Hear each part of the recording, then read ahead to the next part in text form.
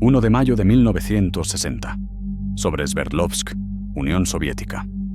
70.000 pies de altura.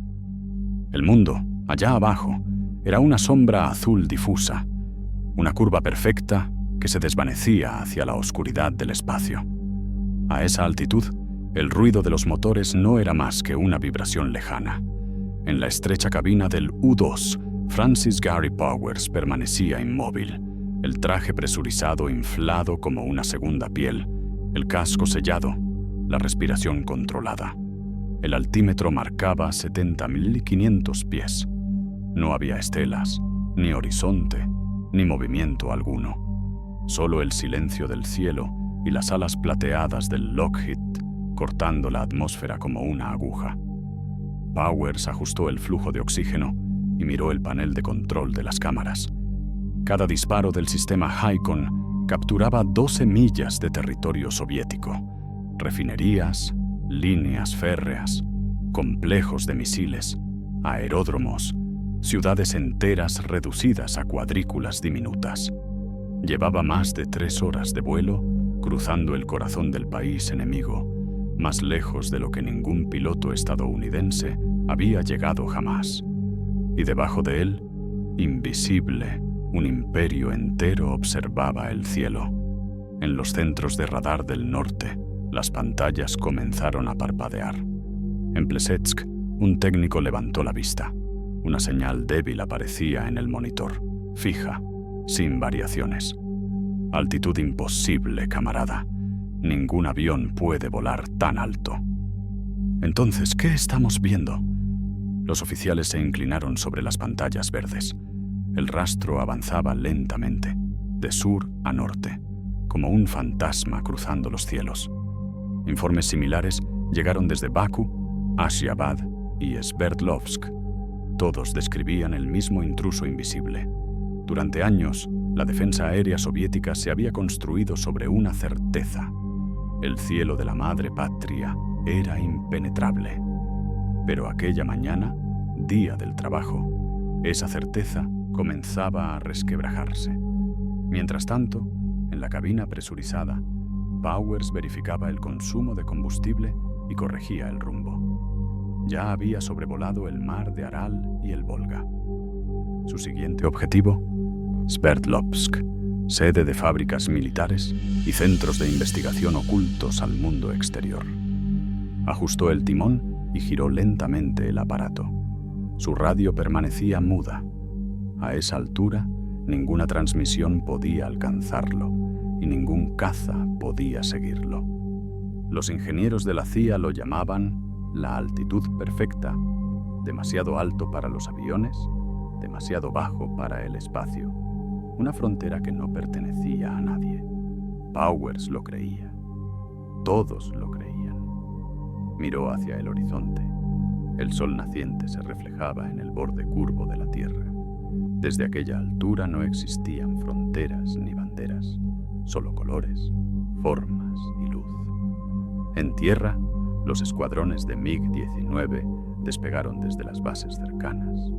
Los motores rugieron, las máscaras se cerraron, las órdenes resonaron con distorsión metálica, pero los radares repetían la misma cifra. El objetivo volaba demasiado alto. A 70.000 pies, el U-2 era intocable. «Camarada coronel», informó un piloto, «no podemos ascender más.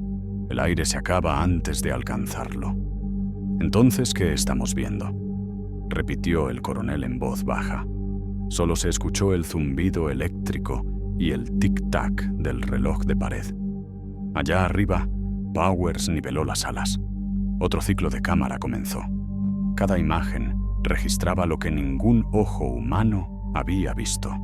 El corazón mismo de la Unión Soviética, revelado en detalle perfecto desde el borde del espacio. No sabía que, bajo sus alas, los radares soviéticos ya habían llamado a Moscú. No sabía que nuevas armas, invisibles para la inteligencia estadounidense, se preparaban en secreto. Los pilotos soviéticos se habían reído del avión espía americano, convencidos de que ningún aparato podía volar tan alto. Pero ese día, Sobre Sverdlovsk, el U-2 ya estaba mirando directamente dentro del alma de su imperio. El final de la Segunda Guerra Mundial no trajo paz. Trajo silencio. Un silencio tenso, dividido por fronteras nuevas y por una desconfianza más profunda que cualquier océano. De un lado, los Estados Unidos emergían como una potencia invicta, respaldada por la riqueza industrial y el monopolio nuclear. Del otro, la Unión Soviética, devastada pero resuelta a nunca más ser invadida. Lo que comenzó como alianza se transformó en sospecha, y la sospecha pronto se convirtió en miedo. Así nació la Guerra Fría, una guerra sin batallas abiertas, donde el arma principal era la información. A mediados de los años 50, ese miedo alcanzó una nueva dimensión. Washington temía que la Unión Soviética estuviera construyendo bombarderos y misiles a un ritmo que superaba cualquier cálculo occidental. Los estrategas hablaban del Bomber Gap, la brecha de bombarderos, y del Missile Gap, la brecha de misiles. Cada rumor, cada desfile militar en la Plaza Roja era analizado como si escondiera la verdad de una amenaza invisible. Pero había un problema. Estados Unidos estaba ciego. Más allá del telón de acero, no existían fotografías recientes, ni mapas fiables, ni fuentes directas. Ningún avión había cruzado con éxito el espacio aéreo soviético desde el final de la guerra. Los satélites aún eran un sueño. Todo lo que sabían provenía de rumores, de espías infiltrados o de observaciones desde la frontera. Mientras tanto, la Unión Soviética era invisible. Detrás de su muro de secreto, el Kremlin ocultaba sus fábricas, sus lanzadores de misiles, sus campos de aviación y sus laboratorios nucleares. Nadie en Occidente podía confirmar qué había realmente detrás de aquellas fronteras cerradas. Para los servicios de inteligencia estadounidenses, era como mirar una tormenta desde el exterior. Se veía el relámpago, pero no el origen del trueno.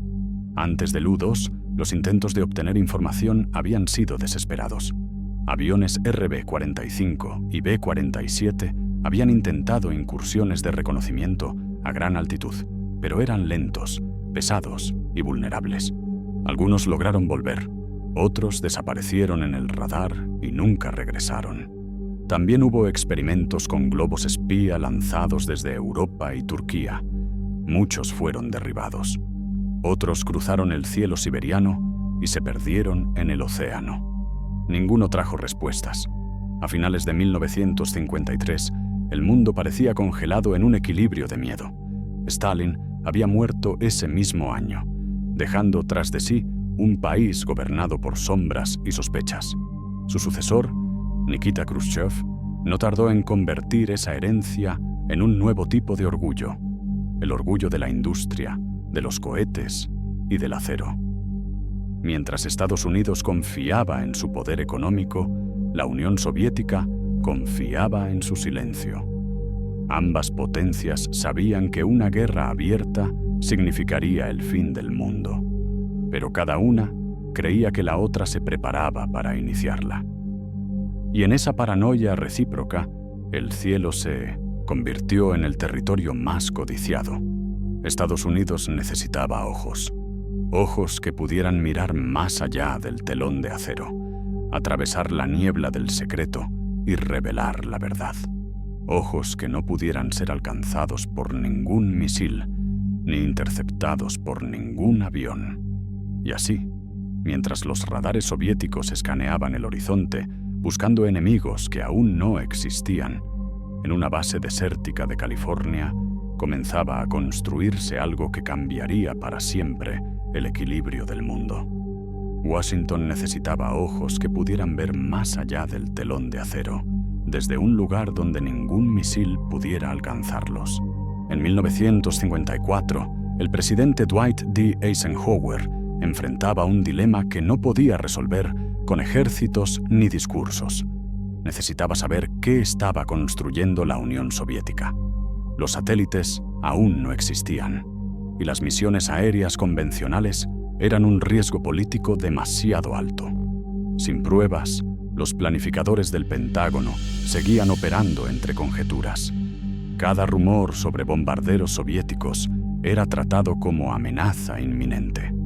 Ese año, la Agencia Central de Inteligencia propuso una solución tan improbable que parecía sacada de la ciencia ficción.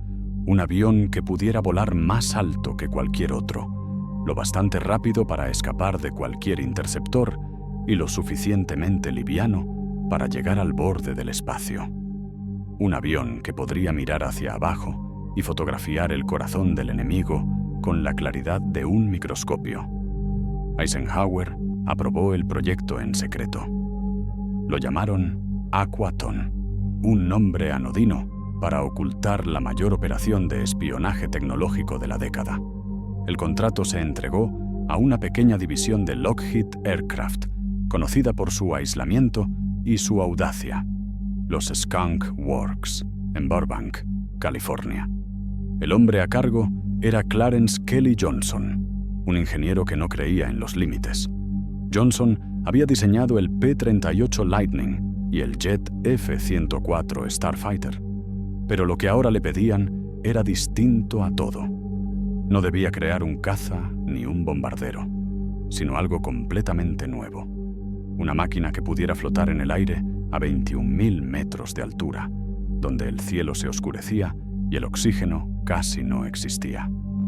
Para lograrlo, el avión debía ser extraordinariamente liviano. Cada tornillo, cada cable, cada gota de combustible se calculaba con precisión obsesiva. Johnson ordenó construir alas tan finas y largas que ningún avión militar las había tenido jamás. Serían frágiles, pero permitirían mantenerse en vuelo en el aire más delgado del planeta. Lo haremos tan delgado como el ala de una libélula, dijo Johnson una noche mientras trazaba la silueta sobre el papel. Y visible para nadie, respondió un agente de la CIA a su lado. El proyecto avanzó en el más absoluto secreto. Los ingenieros trabajaban bajo vigilancia constante, sin saber del todo para quién estaban construyendo. Las piezas se fabricaban en talleres dispersos y se reunían solo en el último momento. Cada componente llevaba un número distinto de serie. Ninguna etiqueta mencionaba la palabra espionaje. El motor fue otro desafío. Los reactores convencionales perdían potencia a gran altitud, así que Johnson y su equipo recurrieron a un motor de un solo eje, modificado a partir de los de cazas tácticos, pero afinado para funcionar donde el aire casi desaparecía. Cada prueba se hacía de noche, cada vuelo fuera de los radares civiles. En los documentos oficiales, el proyecto Aquaton no existía. Los registros hablaban de estudios meteorológicos y aviones de investigación atmosférica. Los pilotos eran contratistas civiles, no militares. Si algo salía mal, el gobierno podía negar cualquier vínculo con ellos. Para las pruebas, se buscó un lugar lo bastante remoto para que nadie lo encontrara. En el desierto de Nevada, en un valle seco rodeado de montañas, los ingenieros instalaron un pequeño hangar metálico junto a una pista improvisada. Lo llamaron simplemente Groom Lake. Allí, bajo el sol inclemente del desierto, el primer prototipo fue ensamblado pieza por pieza. El fuselaje era tan estrecho que el piloto debía entrar como un buzo en un tubo. No tenía armamento, ni blindaje, ni sistemas de defensa. Solo una cámara gigantesca que ocupaba casi toda la parte frontal del avión. Durante las primeras pruebas, el aparato se elevó lentamente, como si el aire se negara a sostenerlo. Pero cuando alcanzó la altitud de crucero, todo cambió. El radar desapareció, el cielo se volvió negro, y el avión, tan frágil en apariencia, se volvió intocable. En 1955, en un hangar polvoriento del desierto de Nevada, una forma se levantó del suelo que no debería haber existido. un avión espía capaz de ver la curvatura de la Tierra. El Lockheed U-2 había nacido, y con él una nueva manera de mirar el mundo. El primer U-2 despegó de Groom Lake en el verano de 1955. Era una mañana clara y seca, sin testigos más allá de un puñado de ingenieros y oficiales de la CIA. El avión se elevó con dificultad al principio, luchando contra el aire caliente del desierto. Pero cuando alcanzó los 20.000 metros de altitud, el mundo debajo se volvió irreconocible. A esa altura, el cielo ya no era azul, era negro. El sol brillaba sin atmósfera que lo suavizara, y el horizonte mostraba una curva que solo los astronautas habían imaginado. El piloto de prueba, Tony LeVier, describió la experiencia como volar al borde del tiempo. No había sonido, ni viento, ni sensación de velocidad. Solo la soledad del espacio y la certeza de estar en un lugar donde ningún ser humano debía estar. Las pruebas en Nevada y Nuevo México demostraron que el avión era estable, pero el cuerpo humano no. Los pilotos sufrían mareos, desorientación, náuseas y una presión insoportable en el pecho. Los trajes presurizados, diseñados a partir de modelos de alta altitud, se inflaban como armaduras rígidas. Cada movimiento requería fuerza. Cada error podía significar una muerte lenta por descompresión. El avión, sin embargo, cumplía lo que prometía. Sus cámaras HiCom B podían captar detalles inimaginables. Una resolución de apenas 75 centímetros por píxel. Desde más de 20 kilómetros de altura, un solo fotograma revelaba matrículas de camiones, sombras de antenas, huellas de neumáticos en la tierra. Era una mirada divina sobre el enemigo. Las primeras misiones de reconocimiento se realizaron sobre territorio aliado, probando la estabilidad de vuelo y la calidad de las imágenes. Luego, a comienzos de 1956, los vuelos cruzaron el Báltico. El U-2 sobrevoló Polonia, Alemania Oriental y las fronteras del Cáucaso. Ningún radar soviético logró detectarlo. Ningún caza consiguió acercarse. Las fotografías que regresaron a Washington transformaron la percepción de la guerra. Donde antes había conjeturas, ahora había evidencia. Los supuestos ejércitos de bombarderos que los informes de inteligencia describían como amenaza inmediata no existían. Los misiles intercontinentales soviéticos eran escasos, experimentales y muchos ni siquiera operativos. El tan temido Bomber Gap era un mito. El Missile Gap también. Las imágenes revelaban un país poderoso, sí, pero aún lejos de la capacidad industrial que proclamaba su propaganda. Los hangares eran menos, las pistas más cortas, los arsenales más pequeños de lo imaginado. En las fotos de los desfiles del 1 de mayo, la CIA descubrió algo revelador. Los mismos aviones desfilaban en círculos sobre Moscú, pasando varias veces frente a las cámaras occidentales para fingir una flota mayor. Cuando Eisenhower vio las primeras imágenes clasificadas, comprendió que el riesgo había valido la pena. Por primera vez desde el fin de la guerra, Estados Unidos sabía exactamente contra qué se enfrentaba. No eran rumores, no eran discursos, eran fotografías. Cada vuelo del U-2 reescribía el mapa del poder soviético. Cada fotografía reescribía el miedo americano. El presidente ordenó continuar las misiones. Los pilotos serían civiles, los vuelos no oficiales, y los objetivos cada vez más profundos en territorio enemigo. Lo que había empezado como una apuesta técnica se convirtió en la operación de espionaje más ambiciosa del siglo. A medida que el U-2 seguía elevándose sobre el mundo, Washington aprendía a mirar el planeta de una forma nueva. No desde las fronteras, sino desde el cielo. Y desde allí, todo parecía más claro y más frágil. A mediados de 1956, los radares soviéticos comenzaron a registrar señales débiles en lo alto del cielo, ecos tan altos, tan estables, que los técnicos creyeron que eran errores de calibración. En los informes oficiales, las lecturas fueron catalogadas como anomalías atmosféricas. Nadie imaginó que aquellos puntos inmóviles en las pantallas eran aviones extranjeros cruzando impunemente el espacio aéreo de la Unión Soviética. En los cuarteles de defensa aérea, los pilotos bromeaban entre ellos.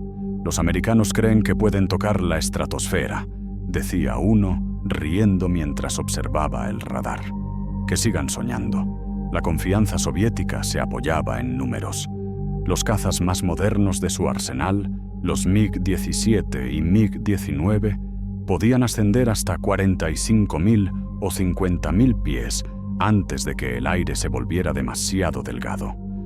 Más allá de esa altura, los motores se ahogaban, los controles perdían eficacia y los pilotos sentían que el cielo se les cerraba encima. Ningún avión había volado establemente por encima de esa barrera. Para ellos, el límite de la atmósfera era una muralla invisible, inquebrantable. La defensa soviética confiaba en ese techo como si fuera una ley natural. Los radares se diseñaban para detectar objetivos dentro de esas cotas. Las baterías antiaéreas, los misiles, incluso los protocolos de alerta temprana, partían de la misma certeza. El enemigo solo podía llegar hasta cierto punto. Por eso, cuando comenzaron los rumores sobre aviones invisibles que cruzaban los Urales o el Cáucaso, nadie los tomó en serio. Los comandantes atribuyeron los informes a fallos del instrumental, a reflejos de meteoritos o incluso a experimentos meteorológicos estadounidenses. Los altos mandos del Ministerio de Defensa rieron ante las primeras quejas de las unidades regionales. Los americanos están midiendo nubes, no territorios, dijo un general con desdén. Que midan lo que quieran. Durante los desfiles del 1 de mayo, los discursos en la Plaza Roja proclamaban la supremacía tecnológica soviética. Los periódicos hablaban de nuevos radares, de cohetes antiaéreos infalibles y de pilotos que patrullaban el cielo las 24 horas del día. A los ojos del mundo, el aire sobre la Unión Soviética era el más protegido del planeta. Pero la realidad era otra.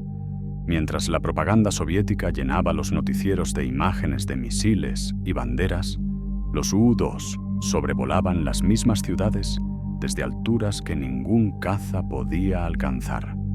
Fotografían Moscú, Leningrado, las bases del Ártico y las instalaciones de misiles en los Urales, todo sin ser detectados. Los radares registraban ecos débiles que desaparecían antes de ser rastreados. Nadie sabía de dónde venían ni a dónde iban. Con cada vuelo estadounidense, la arrogancia soviética crecía, no su precaución. En su orgullo, consideraban imposible que alguien estuviera mirando desde arriba. Y esa incredulidad se convirtió en su mayor vulnerabilidad. Para ellos, el cielo tenía un techo. Los americanos estaban a punto de demostrar que no lo tenía. Entre 1956 y 1959, las misiones del U-2 se hicieron más audaces, más largas y más peligrosas. Lo que había comenzado como vuelos cautelosos a lo largo de las fronteras del bloque soviético se transformó en incursiones profundas sobre su territorio. Los pilotos estadounidenses fotografiaron Leningrado, Moscú, Vladivostok y Arzamas-16, la ciudad secreta donde los científicos soviéticos desarrollaban armas nucleares. Cada vuelo era una provocación, cada imagen una afrenta. Y sin embargo, ninguno de aquellos aviones fue derribado. Los radares soviéticos ya podían seguir parcialmente la trayectoria de los U-2, pero solo como líneas erráticas que aparecían y desaparecían en la pantalla. Las estaciones de seguimiento lograban predecir su ruta, mas nunca alcanzarlos. Los interceptores se lanzaban al aire, pero quedaban suspendidos a kilómetros por debajo, impotentes ante un enemigo que volaba fuera del alcance de la física conocida. En el Kremlin, Nikita Khrushchev no tardó en enterarse de las incursiones. Los informes llegaban con una mezcla de vergüenza y rabia. Los americanos estaban sobrevolando el corazón de la patria soviética, tomando fotografías de instalaciones militares, fábricas y centros de mando. Para un líder que basaba su poder en la imagen de invulnerabilidad, era un insulto intolerable. Khrushchev reaccionó con furia, convocó a sus jefes militares y exigió una respuesta inmediata. La orden fue clara: desarrollen un arma que pueda alcanzar el cielo. De esa exigencia nació el S-75 Dvina, conocido en la OTAN como SA-2 Guideline, un misil tierra-aire de guiado por radar capaz de ascender más alto que cualquier avión de combate existente. Los ingenieros soviéticos trabajaron en secreto, construyendo lanzadores móviles y cabezas explosivas diseñadas para destruir blancos a más de 20 kilómetros de altitud. A mediados de 1959, las primeras baterías estaban listas para pruebas. Pero mientras los soviéticos fabricaban misiles, en Washington, la CIA se convencía de lo contrario, de que el U-2 era intocable. El propio Eisenhower dudaba, temeroso de que una misión fallida desatara un conflicto diplomático. Pero los analistas insistían: ningún radar podía guiar un proyectil hasta esa altitud. Creían que la altitud era un escudo. Creían que la física estaba de su lado. Durante esos años, los vuelos se multiplicaron. Algunos despegaron desde Pakistán y Turquía, con apoyo británico. Otros operaron desde Noruega y Alemania Occidental, bajo control conjunto de la CIA y la RAF. La cooperación secreta entre Londres y Washington alcanzó niveles sin precedentes. En los informes británicos, el U-2 era descrito como el ojo del cielo libre. Pero cuanto más se alzaba el avión, más delgada se volvía la línea que separaba la paz de la guerra. Cada vuelo violaba el espacio aéreo soviético, y cada radar que lo detectaba se convertía en una chispa potencial. En los despachos de Moscú y Washington, ambos bandos sabían que un error podía ser el detonante de algo que nadie quería nombrar: la Tercera Guerra Mundial. Los estadounidenses seguían convencidos de que el enemigo no podía alcanzarlos. Los soviéticos, de que solo era cuestión de tiempo. El cielo, invisible y silencioso, se había convertido en el nuevo frente de la Guerra Fría. El 1 de mayo de 1960, antes del amanecer, un avión despegó en silencio desde una base militar en Peshawar, Pakistán. Era una misión de rutina, o eso parecía. Su nombre en clave era Operación Grand Slam, y su destino, el corazón mismo de la Unión Soviética. Al mando iba Francis Gary Powers, expiloto de la Fuerza Aérea y ahora contratista de la CIA. La ruta estaba cuidadosamente trazada. Desde Peshawar cruzaría el mar Caspio, sobrevolaría Bakú, seguiría hacia Sverdlovsk, giraría al norte rumbo a Murmansk y terminaría su vuelo en Noruega. Un recorrido de casi 7.000 kilómetros que, si todo salía bien, revelaría la posición exacta de las fábricas de misiles soviéticos y sus campos de lanzamiento. A las 6:30 de la mañana, los radares soviéticos comenzaron a captar la intrusión. El eco era débil, apenas perceptible, pero se mantenía estable, avanzando lentamente hacia el norte. El operador de la estación de Plesetsk informó al cuartel general: un objetivo desconocido, velocidad constante, altitud imposible. El mensaje llegó a Moscú en minutos. Nikita Khrushchev fue despertado y llevado al centro de mando. Escuchó el informe completo sin levantar la voz. Luego dio una sola orden: derríbenlo. Desde varias bases, los escuadrones de interceptores despegaron. Los MiG subieron hasta donde el aire empezaba a desintegrarse, pero el intruso seguía más alto, una sombra lejana, moviéndose lentamente sobre los Urales. Cuando quedó claro que ningún caza podría alcanzarlo, el comandante de Plesetsk autorizó el lanzamiento de los nuevos misiles S-75 Dvina, recién incorporados a la defensa aérea. En la cabina del UA-2, Powers revisó su instrumental. El sol se reflejaba en el parabrisas como una hoja blanca. A esa altura, el avión parecía suspendido en el vacío. No sabía que decenas de radares lo seguían. No sabía que un misil, guiado por ondas de radar, ascendía hacia él a más de 3 veces la velocidad del sonido. Los operadores soviéticos observaron cómo el punto en la pantalla se acercaba al objetivo. El primero falló. El segundo también. El tercero impactó. A 70-500 pies, el cielo se encendió. El misil explotó cerca del fuselaje, arrancando una de las alas y haciendo que el avión girara en espiral hacia la tierra. En la cabina, Powers sintió cómo el U-2 se partía en dos. El oxígeno se precipitó hacia el vacío. Los instrumentos se apagaron. Activó el asiento eyectable y fue lanzado hacia el espacio, envuelto en el silencio absoluto de la estratosfera. Durante unos segundos, flotó. Luego comenzó la caída. El aire regresó como un golpe. El paracaídas se abrió y el ruido volvió al mundo. Debajo, los campos de Sverdlovsk se acercaban a toda velocidad. En tierra, los campesinos y soldados corrieron hacia el punto de descenso. Powers fue capturado en cuestión de minutos. Lo arrastraron fuera del paracaídas, lo rodearon con fusiles y mientras lo apuntaban, uno de los oficiales soviéticos se inclinó y le dijo: «Usted no debería estar aquí». Powers, exhausto, respondió apenas: «Ni usted tampoco». El avión había sido destruido. Los restos se dispersaron por varios kilómetros.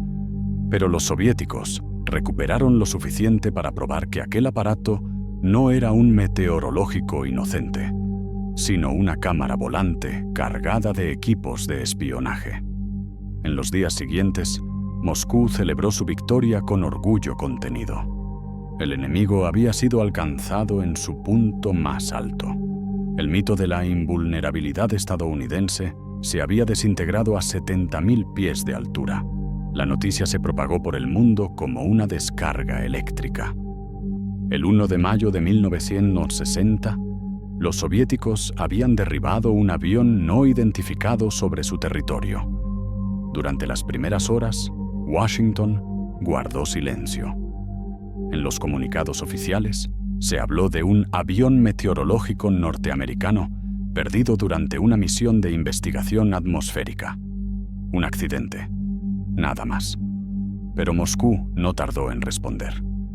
5 días después, Nikita Khrushchev apareció ante el Soviet Supremo con una sonrisa contenida.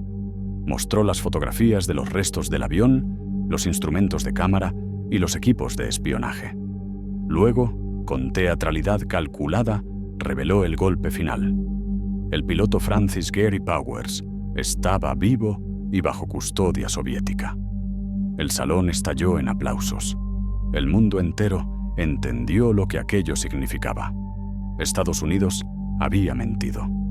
Durante semanas, la Casa Blanca había insistido en la historia del avión científico. Pero ante las pruebas irrefutables, Eisenhower se vio obligado a admitir lo que todos sospechaban. El U-2 era un avión espía operado por la CIA y había estado sobrevolando la Unión Soviética durante años. La humillación fue inmediata. En un solo movimiento, el país que había presumido de moral y transparencia quedaba al descubierto. La cumbre de París, prevista para mediados de mayo y que debía reunir a Estados Unidos, la Unión Soviética, el Reino Unido y Francia, se convirtió en un campo de ruinas diplomáticas. Khrushchev llegó al encuentro con las fotografías de Powers en la mano, dispuesto a destruir lo que quedaba de confianza entre los líderes. Eisenhower intentó suavizar el daño, declarando que las misiones habían sido necesarias para preservar la seguridad del mundo libre. Pero las palabras no bastaron. Khrushchev abandonó la conferencia y anunció la suspensión indefinida de toda negociación. La Guerra Fría acababa de entrar en su fase más peligrosa. El avión había volado más alto que cualquier otro en la historia y había hecho caer la diplomacia al punto más bajo. Las consecuencias fueron inmediatas. Los vuelos del U-2 sobre territorio soviético se suspendieron de forma permanente. Las bases secretas en Turquía y Pakistán fueron cerradas. Los pilotos fueron reasignados o silenciados. En Langley, la CIA comprendió que el cielo ya no era seguro, pero la necesidad de ver más allá del telón de acero seguía siendo la misma. Si el enemigo podía derribar un avión, entonces la respuesta no debía estar en la atmósfera, sino más arriba. Así comenzó un nuevo proyecto, más ambicioso, más lejano de todo riesgo humano. El programa Corona, la primera generación de satélites espía. El U-2 había observado desde la estratosfera. Su sucesor miraría desde el espacio. El derribo del U-2 no solo cambió el rumbo de una misión, cambió el rumbo del siglo. Hasta aquel día, el cielo había sido un escenario de presunción y dominio, un territorio que los Estados Unidos consideraban suyo por derecho tecnológico. Pero el misil soviético que alcanzó al avión de Powers demostró algo más profundo, que ninguna altitud garantizaba seguridad, que la superioridad aérea ya no dependía de volar más alto, sino de volar diferente. En los meses que siguieron al incidente, el equilibrio global se reconfiguró. La Unión Soviética, orgullosa de su victoria, invirtió enormes recursos en reforzar su red de defensa antiaérea. Centenares de baterías S-75 Dvina se desplegaron a lo largo del país, formando una muralla invisible contra cualquier incursión futura. La lección había sido clara. El enemigo podía venir del cielo y debía ser detenido antes de que lo tocara. En Estados Unidos, la respuesta fue distinta. Si la altitud ya no era un escudo, entonces el futuro debía encontrarse en la invisibilidad. Los ingenieros de Lockheed, bajo la dirección del mismo Kelly Johnson, iniciaron nuevos proyectos secretos. El A-12 Oxcart, diseñado para volar más rápido que el sonido y más alto que el U-2, y su sucesor, el legendario SR-71 Blackbird. Era el nacimiento de la era del sigilo. Aviones de titanio negro, invisibles al radar, capaces de atravesar continentes en minutos. Máquinas creadas no solo para ver, sino para no ser vistas. Pero la lección más duradera del U-2 no se midió en velocidad ni en altitud. Se midió en información. La humillación diplomática de 1960 empujó a la CIA y a la Fuerza Aérea a mirar más allá de la atmósfera. En 1962, el proyecto Corona puso en órbita los primeros satélites espía de la historia. Sus cámaras, suspendidas en el vacío, podían fotografiar la Tierra entera sin que ningún país pudiera reclamar violación de soberanía. Era una nueva forma de vigilancia, constante y silenciosa. Al mismo tiempo, la carrera espacial se aceleró. El Sputnik, lanzado 3 años antes, había sido la advertencia. El Vostok y el Mercury, los programas tripulados de soviéticos y estadounidenses, se convirtieron en el escenario público de una competencia que en realidad era tecnológica y militar. Cada cohete, cada satélite, cada transmisión desde el espacio era un mensaje. ¿Quién ve más? ¿Domina más? De la guerra nació la observación. Del miedo, la ciencia. El cielo dejó de ser un campo de batalla. Se convirtió en una frontera. El incidente del U-2 marcó el final de una era y el comienzo de otra. Después de él, ningún vuelo sobre la Tierra volvió a ser inocente.